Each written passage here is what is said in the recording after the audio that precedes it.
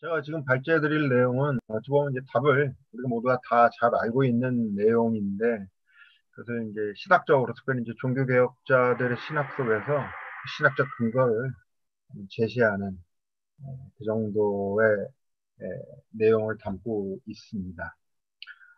서론에서는 코로나 사태 측면에서 문제 제기와 관련한 내용입니다. 뭐 코로나 사태 우리가 뭐 그동안 6개월 넘게 계속 지금 경험하고 있는 상황입니다.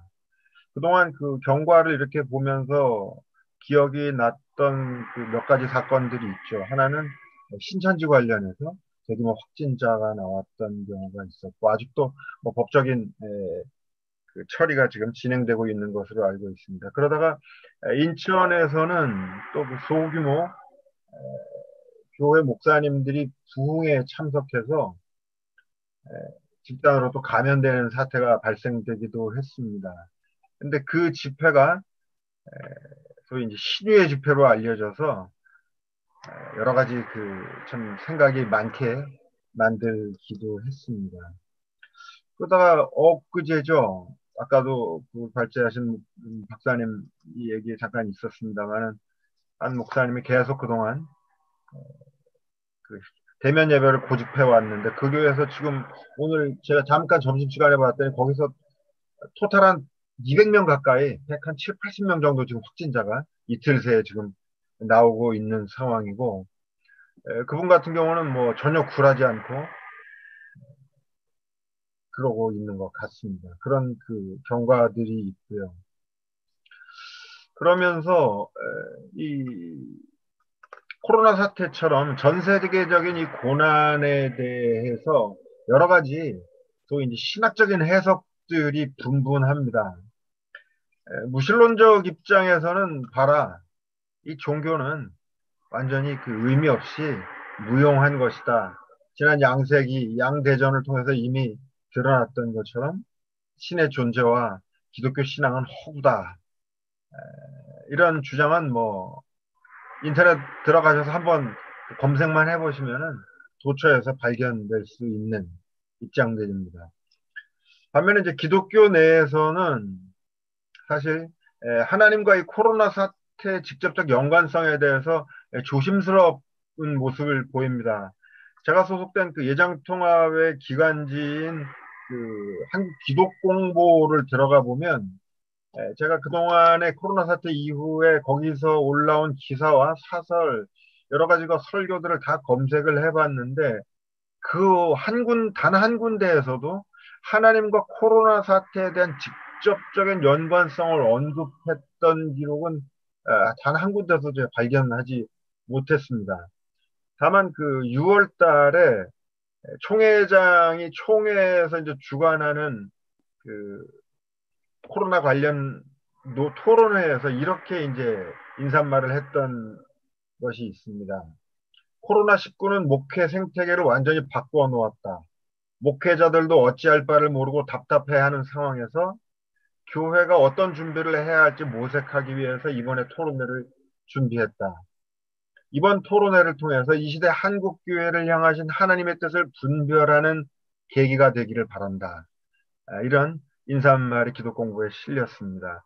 교단을 대표하는 초회장 입장에서도 코로나에 대한 신학적인 구체적인 해석을 밝히기보다는 하나님의 뜻을 이 행사를 통해서 분별하는 계기가 되자 이 정도로 조심스럽게 이야기를 하는 것을 볼 수 있었습니다. 하지만 이제 개교회들로 들어가면은 설교 등을 통해서 아주 구체적으로 코로나 사태를 특별히 하나님의 섭리의 관점에서 해석을 하는 경향들이 많이 드러납니다.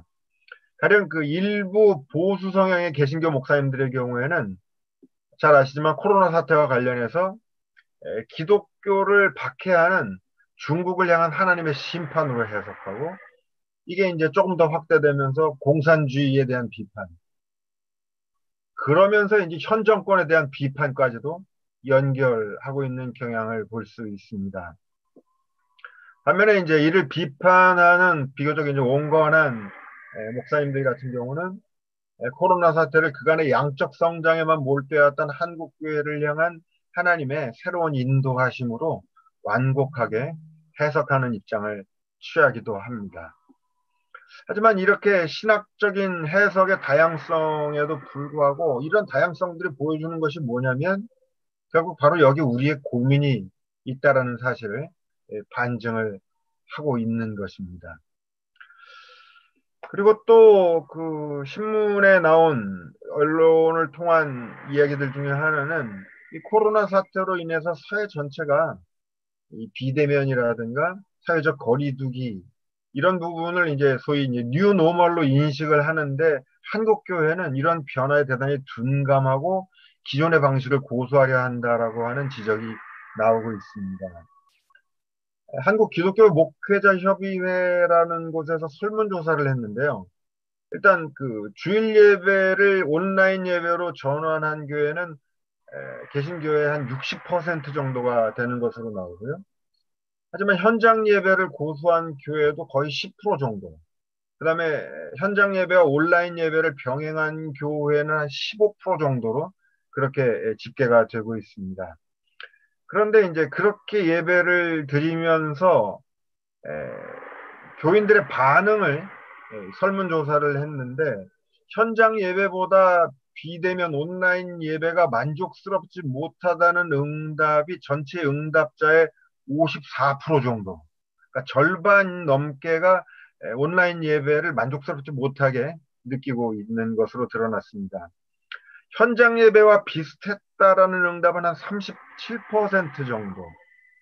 그 다음에 현장 예배보다 좋았다는 응답자는 대개 한 10% 미만으로 그렇게 드러나면서 교인들의 대부분은 절반 이상은 현장 예배에 대한 아쉬움과 향수가 여전히 가득한 것으로 그렇게 드러나고 있습니다. 그런데 그럼에도 불구하고 모든 예측들은 한결같이 코로나 이후에도 기존의 예배 형태로 완전히 회귀될 수 없으리라고 예견하고 있는 상황입니다.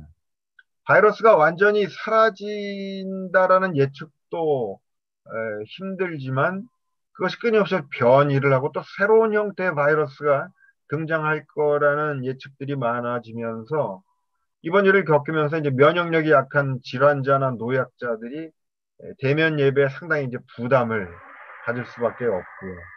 또 무엇보다도 이번 사태를 겪으면서 주일 성수에 대한 인식이 전적으로 대면 예배로만 드려야 된다는 인식이 변화되면서 비대면 온라인 예배도 주일 성수의 한 방식이 될 수 있다라는 인식이 일반 교인과 목회자들 사이에 이제 광범위하게 퍼져 나가기 시작했습니다. 이런 상황에서 온라인 예배를 통한 이런 변화가 과연 성서적이고 비신앙적인가? 뭐 이런 문제, 질문을 단순히 해볼 수 있을 겁니다. 만약에 이것이 신앙적인 것이라면 혹은 비신앙적인 것이라면 신학적으로 어떻게 이게 이해하고 어떤 근거가 있는가? 이런 질문을 해볼 수 있을 겁니다. 그래서 말씀드렸던 것처럼 지금 그 두 가지 문제를 가지고 얘기를 해보려고 합니다. 첫째는 이 코로나 사태와 같은 재앙은 신학적으로 어떻게, 다시 말해서 하나님과의 관련성 속에서 어떻게 이해될 수 있는가. 그리고 두 번째 질문은 온라인과 같은 현대 문명의 기독교적인 수용은 또 어떻게 이해되고 근거될 수 있는가. 이 두 가지 질문을 종교개혁자 루터와 칼빈의 신학을 통해서 한번 살펴보고자 합니다. 그래서 첫 번째 질문 관련해서 루터의 십자가 신학을 말씀을 드리고자 합니다. 인간 세상에 존재하는 이 악과 고난에 대한 질문은 전통적으로 우리가 신정론이라고 하는 테마로 다뤄왔던 문제입니다. 원래 신정론이라고 하는 표현도 그렇고 이것이 신학적 테마가 됐던 것은 라이프니츠부터 시작이 됐는데요. 이 모든 신정론의 논의들은 근본적으로 이성적인 논의들입니다. 칸트도 그렇게 이해를 정확히 하고 있었는데, 그리고 지금 언급됐던 코로나 사태와 관련된 나름의 신학적인 해석들도 사실 다 이성적인 근거 속에서 나오는 논의입니다.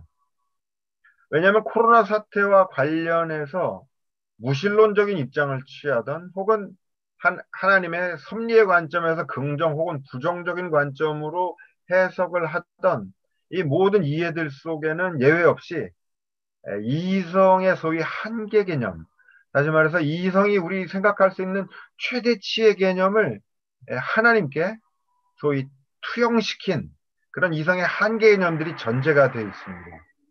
가령 예를 들어 보면 코로나 사태에 대한 하나님과의 관련성 속에서 하나님의 이해 속에는 특별히 이제 하나님이 전능하시다.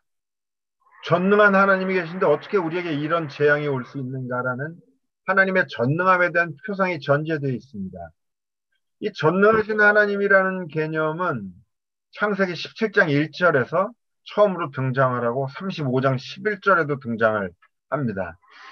성서적인 개념으로 보입니다만은 하지만 히브리 성서의 동일 구절에는 전능하신 하나님이라는 개념이 없습니다. 대신 엘샤다이라고 하는 하나님의 이름만이 등장을 하고 있습니다. 라틴어 성서인 불가타로 소급이 됩니다. 이 전능하신 하나님 개념은요. 다시 말해서 라틴어 성경 번역자들이 성서를 번역하면서 엘샤다이라고 하는 하나님의 이름을 보면서 이해할 수 없죠. 그러니까 당시 로마 제국을 떠올리고 그러면서 가장 그 정치 종교적인 의미의 권능한 의미를 투사를 시켜서 이것을 전능하신 하나님으로 개혁을 했습니다. 이런 의미에서 코로나 사태와 하나님의 관련성에 대한 오늘 우리의 질문도 전능함과 같은 이성의 한계 개념의 투사물이 아니라 오히려 성서와 그에 대한 올바른 신학적 해석을 통해서 해답을 구해야 될 것입니다. 이성을 통한 하나님의 인식 가능성을 비판했던 이는 종교개혁자 마틴 루터였습니다. 그리고 무엇보다도 1518년에 하이델베르크 공개학술 토론회에서 하이델베르그 디스푸타치오라고 하는 논문을 발표하면서 분명히 드러납니다. 루터는 거기에서 하나님의 비가시적 본질을 피조물을 통해서 인식하는 사람은 신학자로 불릴 가치가 없다라고 얘기를 합니다. 그러나 예수 그리스도의 고난과 십자가 속에서 하나님을 인식하는 사람만이 십자가로 불릴 수 있다. 이렇게 주장을 했습니다. 그래서 우리가 잘 아는 로마서 1장 20절에 창세로부터 그의 보이지 않는 것들, 그의 영원하신 능력과 신성이 그가 만드신 만물에 분명히 보여 알려졌다라는 이 구절을 해석하면서 루터는 이것을 자연신학적으로 창조를 통해서 우리가 이성을 통해 하나님을 인식할 수 있다라고 하는 신학을 스콜라 신학으로 거부합니다. 그러면서 이들을 영광의 신학자로, 영광을 쫓는 인간의 이성을 통해 혹은 인간의 노력을 통해 인간의 공로나 성과 속에 하나님을 발견하려고 하는 모든 신학적 흐름을 영광의 신학자로 거부합니다. 그리고 하나님의 자리는 어딘가? 그것은 예수 그리스도의 고난과 십자가라고 이야기를 합니다. 다시 말해서 루터는 십자가를 통해서 하나님 인식에 대한 지평을 얻게 됩니다. 가시적인 십자가로 향하지만 그 속에서 감추어진 하나님을 발견하게 된다는 것입니다. 하나님은 이성적인 사변이나 인간의 행위나 업적을 통해서가 아니라 고통과 십자가 속에서 발견된다. 하나님은 고난과 십자가 속에서 자신을 감추고 계시는데 바로 이 감추어진 하나님이 계시된 하나님이다 라고 이야기를 합니다. 이처럼 고난은 루터에게 있어서 하나님의 근본적인 계시 행위입니다. 우리는 고난 속에서 하나님을 만날 수 있게 되고 그를 통해 하나님의 인식과 믿음으로 나아가게 됩니다. 이러한 루터의 주장은 자신의 시편 주석 속에서 다시 강조가 됩니다. 그리스도의 십자가를 떠나서는 성서의 말씀을 우리는 이해할 수 없다고 루터는 강조합니다. 물론 이런 루터의 신앙적인 진술은 예수 그리스도의 십자가를 넘어서 사변적으로 변질이 됩니다.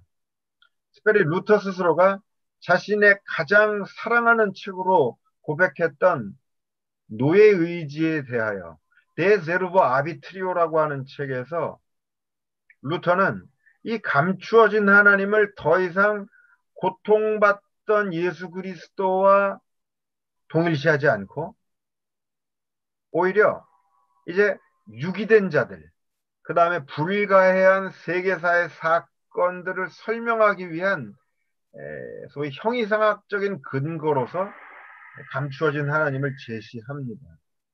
이 부분은 이제 상당히 문제가 있는 부분인데, 그러나 그럼에도 불구하고 루터의 십자가 신학은 현대에 들어서 위르겐 몰트만 잘 아시는 것처럼 십자가에 달리신 하나님의 모티브는 전적으로 루터의 십자가 신학의 모티브를 가져옵니다. 그 다음에 바르트에게서도 깊이 영향을 미치면서 오늘 고난의 직면에 있는 우리가 하나님을 어디서 구하고 찾을 수 있는가라는 질문의 답을 루터는 주고 있습니다. 세 번째로 칼빈의 하나님 말씀의 신학과 엑스트라 칼비니스티쿰에 대해서 말씀을 드리겠습니다. 파터 오피츠라고 지금 쭈리히 대학 신학부에 있는 칼빈 전문가가 있는데, 이분이 칼빈의 신학적 해석학이라고 하는 책을 한 10여 년 전에 냈습니다. 거기에 보면 이제 칼빈의 하나님 말씀 이해를 정말 완벽할 정도로 상세하게 분석을 해놨는데요. 칼빈에게 있어서 하나님 말씀은 운동 개념입니다.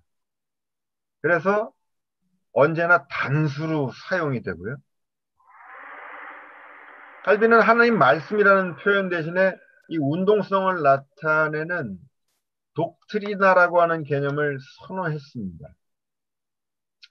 근데 이 하나님 말씀 이해에서 결정적으로 중요한 것은 뭐냐면, 하나님은 언제 어떤 상황에서도 당신 자신을 인간 세상에 적응시키고 적용시키신다는 겁니다. 하나님 말씀에 대한 칼빈의 이러한 역동적인 이해는 칼빈 스스로가 활동하면서 제네바 신앙 고백을 2번을 만들어냅니다. 그 후에 스코틀랜드 신앙 고백, 또 웨스트민스터 신앙 고백, 또 현대에 들어서서는 칼바르트가 거의 전적으로 작성된 것으로 알려진 바르멘 선언에 이르기까지 바로 이 다양한 신앙 고백들이 어떻게 가능할 수 있느냐면, 바로 하나님은 인간 세상에, 상이한 인간 세상의 콘텍스트 속에 자신을 적응시키고 적용시키신다라는 이 이해로 인해서 다양한 신앙 고백이 칼빈 이후에 등장하게 됩니다. 루터 전공하신 분들 좀 죄송한데, 제가 알기로 오늘날 루터파에서는 종교개혁 당시 멜랑이톤이 기초했던 CA, 콘페시오 아우구스티나를 아직도 유일한 종교 신앙 고백으로 가지고 있는 것으로 알고 있습니다. 반면에 이제 장로교, 소위 개혁교회 쪽에서 이렇게 다양한 신앙 고백문이 나올 수 있는 것은 칼빈의 하나님 말씀 신학이 가지고 있는 역동성, 인간 세상에 찾아오셔서 스스로를 거기에 적용시키시는 역동적 이해에 기초된 것으로 볼 수 있습니다. 그리고 이런 맥락에서 획일화된 구교, 이 가톨릭 교회를 보면은 이 일사불란하게 움직이는 것을 자랑스럽게 얘기를 하지만 그것은 사실 인위적인 획일화입니다. 반면에 개신교회, 특별히 장로교회 같은 경우에 뭐 교단 분열이 물론 순수하지 못한 의도에도 있었고 또 개교주의적 성향도 보이지만 이런 것들이 또 단순히 비판적인 모습이라기보다는 그것을 한풀 뒤집어서 이런 하나님 말씀 신학의 관점에서 본다면 상이한 환경에서 또 다양한 모습으로 역사하시는 하나님의 이해 속에서 가능한 일이기도 합니다.